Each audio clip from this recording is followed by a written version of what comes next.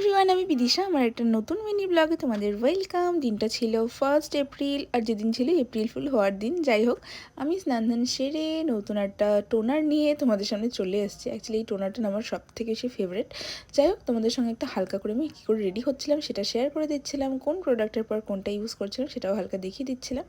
যাই হোক, প্রথমে টোনার ইউজ করে নিলাম, আর তারপর আমি লাগিয়ে নিচ্ছিলাম আমার ফেভারিট একটা সিরাম। যাই হোক, সেটাকে সুন্দর করে লাগানোর পর আমি যেটা ইউজ করেছিলাম একটা ময়শ্চারাইজার, সেটা তো মনে আমি এখানে কাট করে দিয়েছি। তারপর আমি লাগিয়েছিলাম সানস্ক্রিন, আর সানস্ক্রিন লাগানোর পর আমি পরে নিয়েছিলাম সিঁদুর।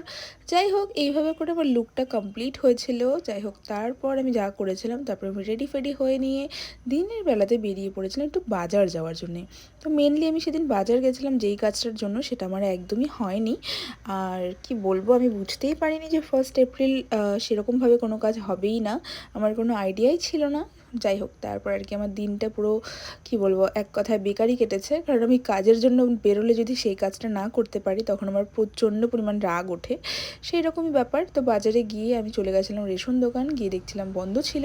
তারপর চলে গেছিলাম একটু জামা কাপড়ের দোকানে, তারপর একটু জুতার দোকানেও গিয়েছিলাম। আর পিন্নির জন্য আমি এনেছিলাম একটা জুতা, আর সেটা আনার জন্য আমাকে অনেক স্ট্রাগল করতে হয়েছে, কারণ দোকানদার কিছুতেই জুতা বার করছিল না। বলছিল যে এখন বাচ্চাদের জুতা একদম দেখাবো না, এরকম বলে দিচ্ছিল।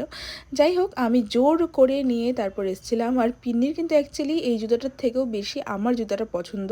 মানে আমার একটা পিঙ্ক কালারের জুতা আছে সেটা, কিন্তু ওর এটাও পছন্দ হয়ে গেছে। তো ও তো এত খুশি ছিল কি আর বলবো। আর যাই হোক, ওকে জুতাটা এনে দিয়ে আমারও বেশি খুশি লাগছিল, কারণ দেখো ও জুতাটা পরে এদিক ওদিক লাফাঝাপা করছিল আর বলছিল কি সুন্দর কি সুন্দর এরকম বলছিল। যাই হোক, পায়ের থেকে খুলতেই চাচ্ছিল না, আর দেখো লাফাঝাপা কত কিছু করছিল। তারপর আমি একটু ফ্রেশ হয়ে নিয়েছিলাম। আর সেদিন আমি কিন্তু একদম প্ল্যান করে বাড়িতে আসিনি, হঠাৎই চলে এসেছিলাম।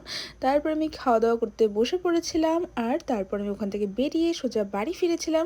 বাড়ি ফিরে রাতে রান্নাবান্না করেছিলাম, অ্যান্ড খাওয়া দাওয়া সেরে দিনটাকে এন্ড করে দিয়েছিলাম। ভিডিওটা কেমন লাগলো প্লিজ জানিও তোমরা।